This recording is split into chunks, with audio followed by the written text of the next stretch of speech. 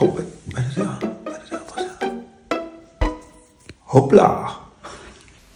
For dig og mig er det en selvfølge, at børn altid skal være trygge og glade. De skal grine. De skal have det sjovt sammen med deres venner. Det er bare rigtig svært, når man som barn bliver indlagt på hospitalet med alvorlig sygdom.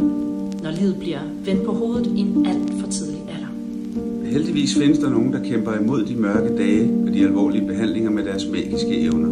KidSaids tryllekunstnere, der mod alle odds skaber glæde i børnenes hverdag. Børnene har brug for tryllekunstnerne, når de skal have en pause fra deres sygdom. Men tryllekunstnerne, de har brug for vores støtte, så de kan fortsætte deres magi på børneafdelingerne. Den 1. november afholder KidSaid et charity-event, hvor vi samler ind til tryllekunstnerne. En forrygende gallaaften med masser af mad og musik og underholdning.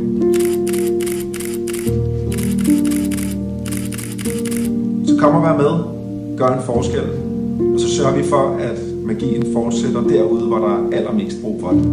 Tusind tak.